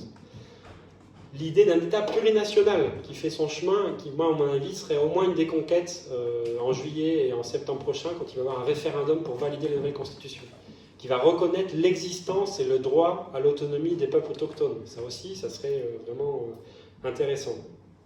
Et puis après, il y a carrément certains députés qui vont plus loin. Il y a une députée trotskiste du Mouvement international des travailleurs qui a fait en commission, je ne sais pas si vous avez vu, une intervention où elle propose l'annulation des 3 pouvoirs de l'État et la mise en place d'une assemblée des travailleurs des mouvements sociaux. Bon, évidemment, c'était un peu pour animer le débat, quoi, parce que personne n'a voté, même en commission, sa proposition. L'autre chose intéressante, c'est que les mouvements sociaux et la société civile peuvent aussi faire des propositions à la Constituante. Avec 15 000 signatures, la Convention a l'obligation de voter et discuter de la proposition. Le petit problème, c'est que pour l'instant, les secteurs conservateurs, eux aussi, utilisent massivement cette mesure. Ils ont beaucoup plus de moyens pour se déplacer en région, faire de la propagande, etc. Donc il y a aussi plein de mesures conservatrices qui sont proposées à la Convention. Pour l'instant, sur plus de 3500, il n'y en a que 77 qui ont passé la barre, qui vont être discutées. Mais parmi elles, il y a la nationalisation des ressources naturelles, il y a la question sur un droit à l'avortement libre, gratuit et sûr, et public. Voilà, il y a plein de choses qui sont intéressantes. Et donc on peut dire qu'on est dans un nouveau cycle politique au Chili, dans le Chili néolibéral démocratique, entre guillemets. Et en ce sens, c'est vraiment intéressant et ça a de quoi nous inspirer d'une certaine manière, puisque d'une part, on a eu un grand mouvement social qui est venu déstabiliser l'hégémonie néolibérale. Aujourd'hui, on peut dire que la domination néolibérale se poursuit, mais l'hégémonie, elle est complètement fissurée. Dans les têtes, dans les conversations, on n'est plus dans les années 2000 ou 90. Il y a vraiment une contestation massive à une échelle micro-sociale de tout ce qui faisait la normalité. Le fait que l'éducation est un business, le fait que les retraites soient des fonds de pension, le fait qu'il faille s'endetter pour payer une opération, etc. Tout ça, c'est vraiment remis en cause radicalement. Et c'est ça, c'est un acquis vraiment du mouvement social. D'autre part, on a une coalition de gauche qui a réussi à gagner contre les sociolibéraux, quand même. C'est quand même intéressant. Même si dans un deuxième moment, elle se retrouve à réintégrer une partie d'entre eux. Et on a une expérience constituante dans laquelle des indépendants issus des luttes des peuples autochtones et des féministes jouent un rôle central pour rédiger la nouvelle constitution. Ça aussi, quand même, je pense que c'est intéressant, ça nous pourrait nous faire réfléchir face à la monarchie présidentielle qu'on a en France, par exemple. Par exemple, au Chili, l'idée, c'est d'aller vers une forme de présidentialisme beaucoup plus atténuée, et avec un rôle du Parlement renforcé. Bon, c'est une piste. Évidemment, c'est pas la révolution bolchevique, hein, mais disons qu'il y a des pressions démocratiques qui sont à l'œuvre. Et sur la peur, et oui, effectivement, je suis d'accord, 90, c'était l'épée, hein, toujours qui était au-dessus de la tête de tout le monde en disant, il y a même eu d'ailleurs des bruits de bottes, on s'en rappelle, dans ces années-là, en disant, il y avait toujours l'idée, si on va trop loin, les militaires vont revenir. Et ça a toujours été d'ailleurs le prétexte pour la démocratie dans la mesure du possible, comme disait Elwin, le premier président. On va faire la justice, mais dans la mesure du possible. Il y aura un peu moins d'impunité, mais dans la mesure du possible. On va modifier un peu la Constitution, mais dans la mesure du possible. Et à chaque fois, c'était le renoncement qui a dominé. Et aujourd'hui, la peur, elle est plutôt du côté de la croissance de l'extrême droite, même si le facteur militaire reste un facteur, à mon avis, qu'il ne faut pas menospreciar, mettre de côté. On a peu d'éléments sur les forces armées, mais évidemment, qu'elles regardent ça de près. Elles ont joué un rôle dernièrement dans le contrôle de l'espace public. Il y a un état de siège qui est maintenu par Piñera dans le sud du pays, notamment contre les populations mapuche. Et tout récemment, il y a l'état de siège qui vient d'être déclaré dans le nord du pays. La question migratoire revient avec force en fait dans le débat public, la xénophobie aussi. Et ce qu'est en train de faire Piñera, c'est en train de laisser pourrir la situation en fait.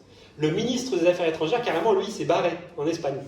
Le ministre des Affaires étrangères, il a dit « Bon, allez, c'est fini, je pars ». Il a pris un poste en Espagne, il est parti. Et donc voilà, il laisse pourrir le fruit, puisqu'il y a plusieurs mois entre l'élection et le début du mandat, c'est le 11 mars. Et donc ces mois, souvent, ils sont utilisés politiquement. Et là, la situation dans le nord du pays est vraiment très très préoccupante. Xénophobie galopante, narcotrafic, migrants illégaux qui sont réprimés, il y en a qui sont morts dans le désert. Et maintenant, état de siège, enfin état d'exception, donc notamment des migrants vénézuéliens et haïtiens.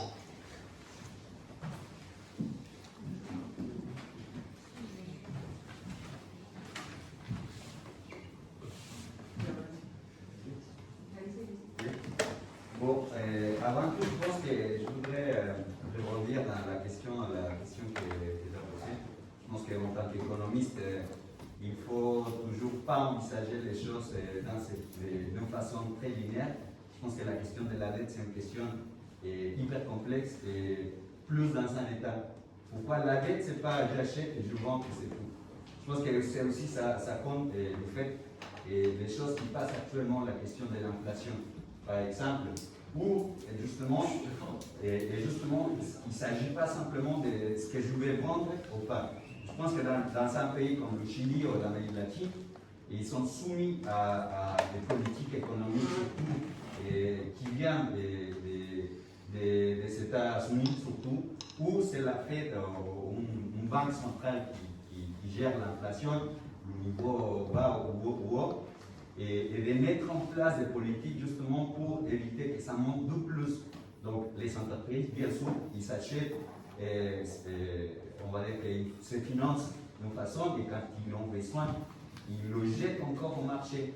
Donc pour moi, c'est pas le fait simplement d'avoir une dette au niveau dans la poche, sinon les États, et surtout, comme je te disais, l'Amérique latine, il me semble là actuellement, on voit par exemple en France, le niveau d'inflation, il y a l'expectative aussi de la Fed, de la Banque centrale des États-Unis, et même le Mexique par exemple, fait toujours à l'expectative de comment vont bouger les taux d'intérêt pour justement mener une politique économique et monétaire surtout, que même il y avait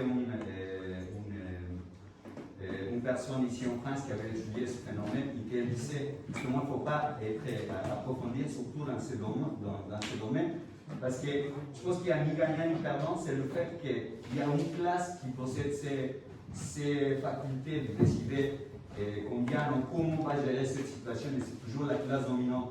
Donc c'est visible que dans le contexte, comme il le vit le Chili, il y a déjà une lutte des classes qui est constamment en la recherche justement d'éviter ce pouvoir de certaines classes. Et là, il ne s'agit pas justement non plus de voir qu'il y a un perdant et un gagnant.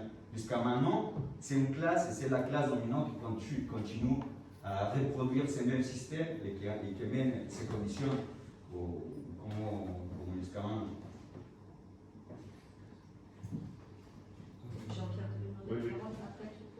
Oui, le Chili fait partie de nombreux accords de libre-échange en particulier, donc toute tentative de nationalisation, de reprise de contrôle de l'économie risque de rentrer en conflit avec les fameux tribunaux arbitraux qui sont très faciles à mettre en œuvre et qui peuvent mettre à genoux le pays. Il y a le cas tout simplement de Vinci qui, même avant le mouvement, a attaqué le Chili sur l'aéroport de Santiago, puisque cet aéroport a perdu de l'argent depuis les crises du Covid, et Et donc, il s'est retrouvé contre l'État chilien. Donc, c'est un exemple typique de ces accords de libre-échange et des conséquences que ça peut avoir. Voilà.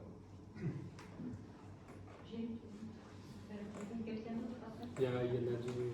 Madame, Alors, moi, je voulais revenir un petit peu en essayant de faire un parallèle entre les élections qui vont venir ici et le Chili.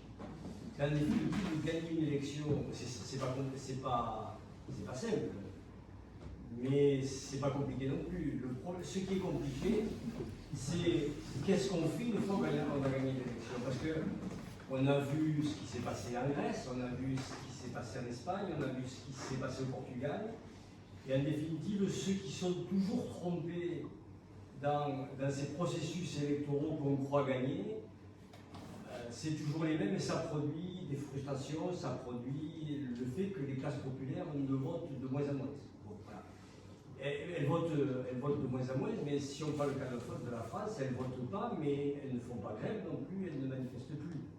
Donc on est dans quelque chose de très compliqué. Et ce qui se passe dans les différents pays, c'est qu'en définitive, les gens qui votent ont l'impression d'avoir fait leur boulot en votant, et une fois que le vote est fait, ils ne se soucient plus toujours, en tout cas pas tout le temps, du fait que ceux pour qui ils ont voté, est-ce qu'ils vont au moins faire ce qu'ils ont promis.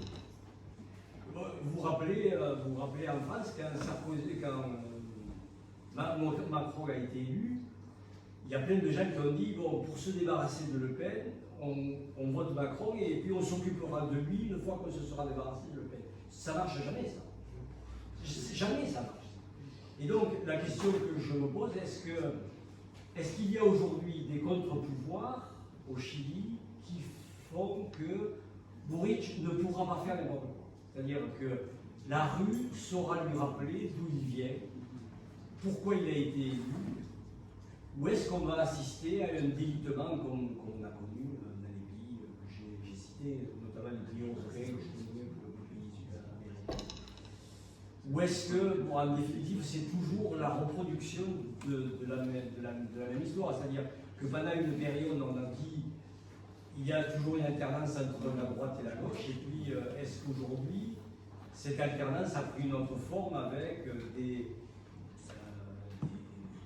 solutions différentes, mais qui ramènent toujours à la même chose?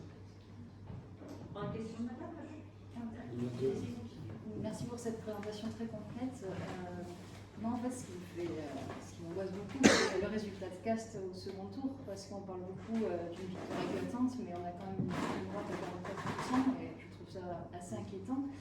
Et en fait, tu as parlé notamment de en quoi ça pouvait être le prochain danger auquel il fallait se confronter, et ça fait penser aussi à comment les droites finalement conservatrices et libérales se sont unies durant l'unité populaire pour renverser cette dynamique avec l'aide notamment d'une grande partie de la démocratie chrétienne. Donc je voulais savoir qui était cette force politique qui voilà, finalement approuvait cette proposition d'extrême droite.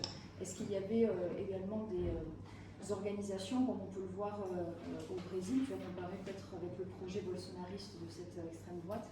Est-ce qu'il y a une église évangéliste importante? Quels sont les différents en fait, acteurs politiques contre lesquels le peuple chilien va devoir finalement lutter? Il y avait monsieur qui a préféré.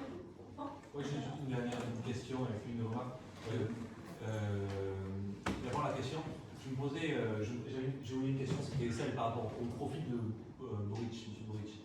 Et je me demandais si, en fait, il y avait des histoires comme Lula et Dilma Rousseff qui étaient des étudiants, pareil, et puis ils ont fait leur classe, et puis ils sont liés avec les syndicats, quoi, et puis ils ont eu accès au pouvoir, enfin, à l'égalité. Donc je me demandais quel était le profil de M. Boric, dans le sens où est-ce qu'il avait fait ses classes avec M. Iglesias en Espagne, est-ce qu'il y avait des... Où est-ce que je veux dire, est-ce qu'il y a eu ce genre d'affiliation, de cooptation, je ne sais pas comment on pourrait dire. Voilà. Et la deuxième chose, c'était par rapport au sujet qui est important, je pense, dans une économie, dans une nation, si on veut nationaliser, si on veut. L'économie est au cœur du sujet, je pense. Et moi, première chose, c'est que le Chili, c'est le pays le plus stable de l'Amérique latine au niveau de l'inflation. Ils sont à 4,5. Et en plus, ils ont une banque centrale européenne. C'est-à-dire que même si tu dis qu'il y a la Fed, eux, ils ont une banque centrale européenne. C'est-à-dire que s'ils veulent diminuer l'inflation, ils baissent le taux et donc ils encouragent l'épargne. Donc ça veut dire quoi? A priori, ils peuvent contrôler la surchauffe. Donc ma question, c'est aujourd'hui, quel pouvoir a le Chili pour aussi, s'il y a des tensions sociales fortes sur les fonds de pension, sur des questions économiques d'endettement public, qu'est-ce qu'ils peuvent faire en fait par rapport à. Parce que j'ai bien compris que c'est un problème de public, quoi, en fait. Donc voilà. Alors, une question, moi, ce serait tu as parlé de la Convention constitutionnelle. Elle devrait finir ses travaux d'ici la fin de l'année. Et Boric va devoir probablement essayer, si elle va jusqu'au bout, gérer le passage d'une constitution à l'autre. Tu soulignais en même temps qu'il n'avait pas la majorité au Parlement et qu'il du coup il était assez affaibli pour pouvoir faire passer des mesures. Est-ce que la mise en place de la nouvelle constitution pourrait permettre à ce bloc de gauche, en dehors de l'enseignement sanitaire,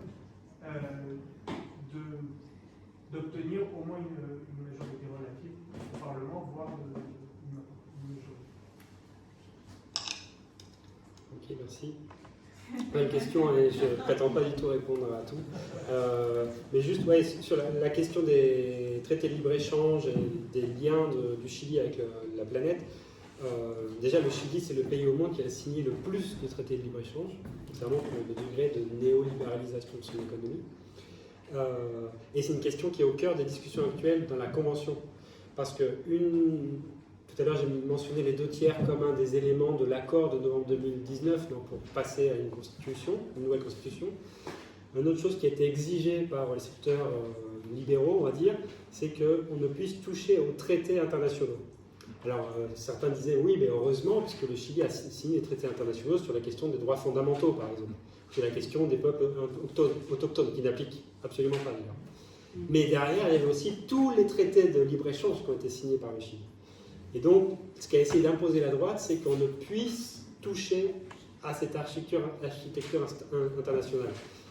Mais dans la Convention, dans les commissions, il y a une semaine, je ne sais plus dans laquelle des commissions, a été discutée la possibilité que le Chili renégocie ses traités, voire sorte du CIADI, du tribunal arbitral, qui est un des principaux tribunaux arbitraux dans le cas de conflits devant la Banque mondiale, etc. Donc c'est en discussion, mais vu les équilibres politiques et la nécessité d'avoir les 2 tiers, c'est très difficile qu'on avance dans ce sens-là, donc il y a une renégociation. Et le gouvernement Boric, lui, a bien dit qu'il respecterait les engagements internationaux du Chili, y compris en termes commerciaux.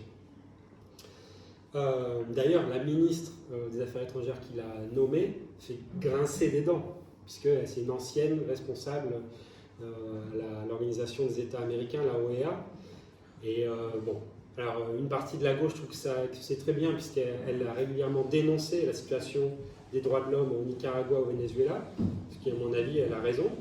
Mais une partie des communistes ne sont pas du tout d'accord. Mais en même temps, elle a eu une position très ambiguë au moment de la destitution d'Evo Morales en 2019. Donc il a choisi quelqu'un pour les affaires étrangères qui ne va pas vraiment bouleverser la situation. Oui, ça je suis d'accord. Enfin, c'est le grand défi des gauches qui arrivent au gouvernement par une voie électorale, parce qu'évidemment, c'est dans un cadre révolutionnaire, c'est d'autres histoires. C'est comment respecter ses engagements dans un contexte très contraint au plan institutionnel, et là, vraiment très contraint, et en même temps, générer une déception, c'est Mitterrand en 83-84, c'est le tournant de la rigueur qui arrive tout de suite, et tout le monde reste, enfin, ceux qui croyaient en tout cas en Mitterrand restent un peu avec une bonne baffe sur la tête. Donc les contre-pouvoirs, c'est ce qui est en discussion dans plusieurs assemblées. Par exemple, demain, la coordination du 8 mars féministe, qui est un acteur féministe très important, ils se rassemblent pour faire pression, pour commencer déjà à réfléchir sur l'après, sur comment défendre l'agenda féministe dans le cadre du gouvernement Boric. Mais c'est quelle union il peut avoir entre les acteurs sociaux mobilisés dans ce contexte-là. Comment recréer les espaces d'auto-organisation, par exemple. Parce que c'est vrai qu'en 2019, il y a eu des espaces d'auto-organisation très intéressants au niveau quartier, des assemblées territoriales, Il y a même eu une tentative de coordination des assemblées territoriales de Santiago qui commençait vraiment à prendre, à montrer quelque chose de vraiment intéressant. Si on pouvait faire ça ici, ça me paraîtrait une très bonne idée. Et la pandémie est arrivée dessus. Mais pourtant, ces espaces-là, ils seront fondamentaux si effectivement il y a la perspective que ce ne soit pas seulement une alternance électorale, mais la construction d'alternatives au néolibéralisme, ce qui n'est pas la même chose, et ce qui est bien entendu beaucoup plus compliqué. Et sur le danger caste, ouais, ben oui, là, je suis carrément d'accord. Alors, la base évangéliste de Caste est confirmée, elle est très forte, même si lui-même ne vient pas du mouvement évangéliste, il est chrétien, il est catholique intégriste. Mais là, il y a une sorte de coalition un peu bizarre entre des catholiques intégristes et des évangélistes. Et il revendique vraiment ces bases-là et les églises comme une perspective de soutien politique électoral, comme l'a fait Bolsonaro d'ailleurs. Alors on n'est pas à la même hauteur, hein, et on n'a pas le même poids encore d'évangélistes dans la politique chilienne, mais quand même il gagne du terrain de plus en plus. Il y a une frange qui est clairement néo-nazie aussi. Alors dernièrement, au moment de la campagne, il a écarté certains parce qu'ils étaient ouvertement néo-nazis sur les réseaux sociaux, etc. Il y a des déclarations sur les femmes, mais complètement folles, justifiant le viol. Enfin. Donc là, pendant la campagne, il en a écarté certains, mais on sait qu'il y a une frange qui est vraiment de l'extrême droite traditionnelle néo-nazie. Et ensuite, il y a les anciens, enfin il y a les néolibéraux. Et en ce sens, ça serait un modèle, voilà, un néolibéralisme économique avec ultra-conservatisme sociétal. C'est comme ça qu'il se construit, en sachant qu'il y a certains qui sont passés de la droite extrême néolibérale à Caste, en voyant que potentiellement, ça va construire de ce côté-là. Ce que moi, je ne suis pas capable encore de dire, et je pense qu'il y a des gens sur place qui pourraient dire mieux que moi, c'est à quel point, parce qu'on a vu pendant la campagne qu'il mobilisait, mais pas énormément, il n'y avait pas des centaines de milliers de personnes à ces rassemblements, il a fait même un essai de contre-manif à un moment donné, et ça a été un foirage total, c'était que des riches bien habillés, ils étaient 200 et il ne s'est rien passé. Donc comment il arrive à construire une base populaire en fait? Non mais c'est ça le défi de Caste. Comment passer? Parce que, ah oui, je ne vous ai pas montré, mais les cartes, elles sont impressionnantes. C'est un vote de classe, en fait, mais ultra polarisé. Vous avez, ça c'est le deuxième tour. En bleu, le vote Caste, très majoritaire, quand c'est au-dessus de 70%. Et donc c'est Vitacura, le Barnechea, et la Condesse et la Dehesa. Donc c'est la ville de Santiago. Ouais, c'est Santiago. Et donc ça, c'est les quartiers les plus riches du pays, pas de Santiago, du pays. C'est quoi en France? C'est le 16e arrondissement. Ouais, c'est le 16e. Voilà. Et donc vous voyez la couleur. Et tout le reste, alors vous avez classe moyenne supérieure, ils ont voté à 20% plus en faveur de Caste que de Boric. Et de l'autre côté, les quartiers populaires, ils sont là en fait. Donc il y a une géographie électorale et une géographie du vote de classe très marquée.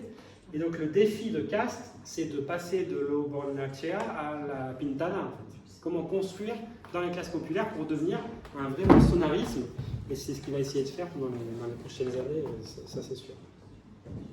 Et Boric, son profil, non, c'est vraiment une des critiques d'ailleurs qu'il y a du Front large, du fait d'Amplio, et c'est que c'est le parti de Ñuñoa. Donc c'est-à-dire, Ñuñoa, c'est ici, c'est un parti de cadres diplômés de classe moyenne éduquée, plutôt blanche. Et donc, il vient de ce milieu-là. C'est un ancien leader étudiant, il vient des universités publiques, mais il y a aussi des liens avec la Católica, des grandes universités. Il s'est construit dans ce milieu-là, c'est pas un milieu syndicalisme populaire, etc. etc. C'est pas Lula, quoi. C'est pas Lula qui vient vraiment du bas de la société, des métallos, de la lutte sidérurgique contre la dictature. C'est pas du tout ce profil-là. Et justement, le défi pour Boric, c'était ça aussi, c'était comment passer de Ñuñoa à la Pintana, ou de Ñuñoa à Puente Alto, c'est-à-dire avoir une base dans les secteurs populaires. ce qu'il a réussi électoralement, mais ce qui n'est pas du tout gagné politiquement. Et c'est ça le problème. Le Frente Amplio, pour l'instant, c'est un parti de cadres diplômés, plutôt des secteurs moyens de la société, plutôt de Santiago d'ailleurs. Et donc, l'alliance avec le PC, c'est quand même un plus, puisque le PC, lui, a des vrais relais dans les classes populaires, dans les syndicats. Donc, ça lui donne quand même un ancrage un peu plus solide dans les mouvements, mais ça reste une fragilité aussi du gouvernement, ces relais dans la société et dans les mouvements, même si on a vu que dans la campagne, de nombreux mouvements ont clairement dit qu'ils appelaient à voter Boric. Ça, très clairement, parce qu'il y avait un danger immédiat. Donc, de nombreuses organisations sociales ont appelé clairement à voter Boric. Et si vous voulez, on finit là-dessus. Sur la mise en place de la Convention constitutionnelle, ouais, c'est la grande question. D'ailleurs, moi, c'est la question que je pose, parce que je connais quand même quelques députées constituantes, notamment dans le bloc féministe. Et pour l'instant, elles ne me répondent pas vraiment. C'est un peu le doute aussi. Quel est le chemin de sortie? Puisque donc, en juillet, la Convention sera finie, de toute façon. Elle ne pourra pas se prolonger. Elle aura fini son temps. Donc, il faudrait qu'il y ait un texte, une nouvelle constitution, qui devra être validée par un référendum de sortie en septembre approximativement. Il y aura un vote très massif pour cette nouvelle constitution, sauf grosses surprises qui peuvent toujours arriver. La droite, Castres ont déjà dit qu'ils allaient faire une campagne pour le rejet, mais dans la population, il y a une demande très forte d'en finir avec la constitution de Pinochet. Donc, sauf grosse surprise, ces constitutions vont devoir être mises en place. Mais comment? Ça peut se faire par décret présidentiel, mais là, ça serait vraiment ultra vertical comme mise en place, ce qui, après un moment démocratique, ne serait pas très funky, on va dire. Ça aurait pu se faire s'il avait des grandes majorités au niveau du Parlement, enfin de l'ensemble, Sénat et le Parlement. S'il avait, je crois que les 3/5 ou les 2/3, enfin une large majorité, il aurait pu mettre en place, aller vers un chemin de rupture constitutionnelle. Et donc vous voyez, c'est des sortes de transitions hybrides. C'est pas comme ce qui s'est passé en Bolivie où il y a assemblée constituante, feuille blanche et on repart de zéro avec une nouvelle élection. Ou sinon, la troisième option, c'est appeler à élection générale sur la base de la mise en place de la nouvelle constitution. Ce qui potentiellement pourrait lui permettre de, si on est dans un nouvel système politique avec une seule chambre, comme ce qui semblerait peut-être être gagné, mais c'est pas sûr, de se refaire une majorité dans cette nouvelle chambre, beaucoup plus large, beaucoup plus décentralisée, avec plus de députés et plus ancrée dans les territoires, paritaire. Voilà, c'est un des défis, et ça ne sera pas un petit défi. Mais le premier défi, ça sera de faire une campagne, pour les mouvements en tout cas, vraiment dynamique, populaire, de la jeunesse, pour le oui à la nouvelle constitution, si seulement elle est vraiment progressiste, parce que pour l'instant on n'en sait rien. Rien n'a été voté encore. Et le jeu dans cet espace-là, il est très compliqué. Les anciens partis de l'ancienne concertation, ils sont en train de tout faire pour freiner. Tout ce qui est un peu radical ou avancé, ils freinent. Et en plus, la coalition elle-même entre le PC et le Front Ample, c'est pas très joli au sein de l'espace constitutionnel. Ils passent leur temps à voter pas ensemble. En fait. Il y a le PC qui vote plutôt avec la liste du peuple et les mouvements sociaux, et le Front au large qui vote plutôt avec le PS et l'ensemble de la concertation. Donc ça reste encore assez complexe. Mais à suivre de près, parce que c'est quand même intéressant ce qui s'y passe. Et maintenant, on peut boire des bières.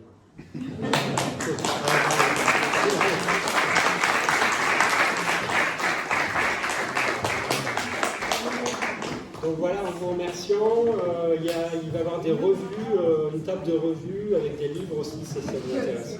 Voilà, merci en tout cas, merci à France Amérique Latine.